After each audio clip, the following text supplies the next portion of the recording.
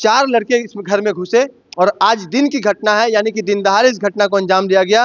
पूरे घर को उन लोगों ने खंगाल डाला, तितर बितर कर डाला और जहां भी उनको संभव लगा कि यहाँ से कुछ पैसे रिकवर हो सकते हैं, कुछ पैसे की चोरी हो सकती है, कुछ जेवरात मिल सकते हैं, उन तमाम जगहों को उन्होंने खोज करके वहां से लूटपाट की घटना को अंजाम देने का काम किया। सामने ये जो चाकू है उन लोगों के द्वारा ही ये इस कद्दू में लगाया गया है।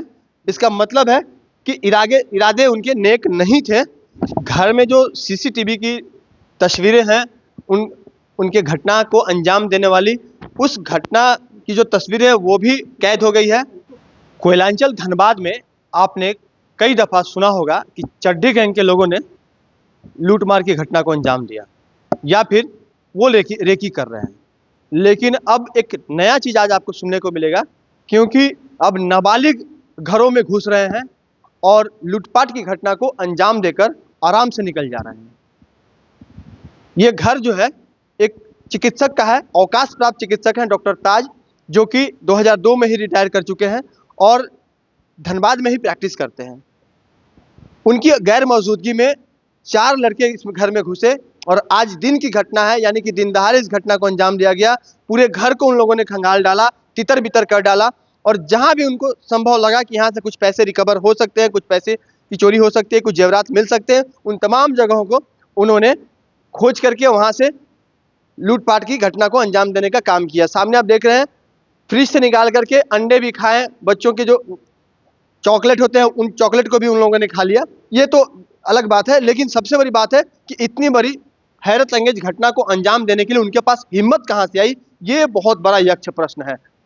हमारे साथ जो इस घर के ऑनर हैं उनसे हम बात करने का प्रयास करेंगे। और एक चीज देखिए कि ये जो चाकू है उन लोगों के द्वारा ही ये इस कद्दू में लगाया गया है।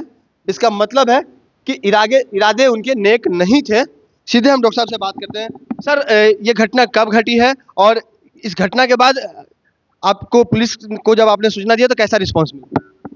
नहीं, घटना तो आज 2 से 3 के दरमियान का है ये, और 1.5 साल पहले इसी पीरियड में करीब 2 से 3 के बीच में घटना हो चुका था, जिसका मैंने एफआईआर भी किया था, लेकिन कोई एक्शन नहीं हुआ। पिछली बार कोई कितने की लूट हुई थी और इस बार उस वक्त भी बहुत ज़्यादा, पूरा उस टाइम तो पूरा घर ही को बर्बाद कर दिया था। पूरे घर के नल तक को तोड़ दिया था, जितने भी नल थे उसको तोड़ दिया था। आज का नुकसान कितना का लगा? आज का अभी तक तो हम लोग नहीं किया, लेकिन कैश में करीब 30 से 40 हज़ार तो कैश किया।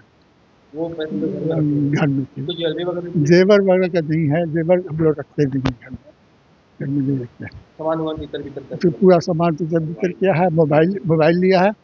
समझिए, तो सबसे पहले आप लोगों ने 112 पर फोन किया था या फिर सीधे फोन थानेदार को फोन? नहीं था, हाँ पुलिस आई थी? हाँ, पुलिस आई थी। आधा घंटा रह कर उन्होंने देखभाल किया, उसके बाद बोले कि 5 बजे आएंगे, लेकिन अभी तक आए नहीं। अच्छा, पुलिस उसके बाद नहीं आई है फर्दर? नहीं आई। तो घर में जो सीसीटीवी की तस्वीरें हैं उनके घटना को अंजाम देने वाली उस घटना की जो तस्वीरें हैं वो भी कैद हो गई है और पुलिस को भी वो सीसीटीवी की फुटेज उपलब्ध करा दी गई है। जो 4 नाबालिग बच्चे उसमें दिख रहे हैं जो इस धृष्टता को अंजाम दे रहे हैं। और सबसे बड़ी बात है कि शहर का ये पॉश इलाका है, थोड़ा घर में लोगों की नहीं रहने की वजह से परेशानी हो सकती है, लेकिन अगर कोई व्यक्ति अपने काम पर निकला हुआ हो और दिन के समय में कोई अंदाजा नहीं लगा सकता है कि इस तरह से आपको दिन दहाड़े लूट की घटना को, चोरी की घटना को अंजाम दे दिया जाएगा। अगर ऐसी बात होगी तो लोग रात में अगर घर से बाहर निकलते हैं, रात में नहीं रहते हैं, तब पुलिस को इत्तला करते हैं, लेकिन जब दिन में कहीं जाएंगे तो ऐसे में संभव नहीं है कि लोग पुलिस को हर बार बोल करके जाएं। और घर में अगर सदस्य नहीं रहेंगे तो उनके घर में चोरी हो जाए तो ऐसे में पुलिस की जो गश्ती दल है, क्योंकि धनबाद में सिटी हॉक्स की टीम को लगातार आदेश दिया जाता है कि वो पल पल की निगरानी करें, जो बीट उनको दिया गया उस बीट के हिसाब से वो लगातार अपना नज़र बनाए रखें। तो ऐसे में सिटी हॉक्स की जो टीम है, जो गली कुचे सब जगह जा करके जांच पड़ताल कर सकती है, उनकी नज़र कहाँ थी, उनकी निगाह कहाँ थी और वो क्या कर रहे थे, और पुलिस कैसे इन तमाम जो नाबालिग बच्चे हैं, जो नाबालिग चोरी की घटना में शामिल है, उन्हें कैसे डिटेक्ट करती है। क्योंकि ये घटना पहले भी हो चुकी है और उसमें भी किसी की गिरफ्तारी नहीं हुई, उस मामले का भी उद्भेदन नहीं हुआ।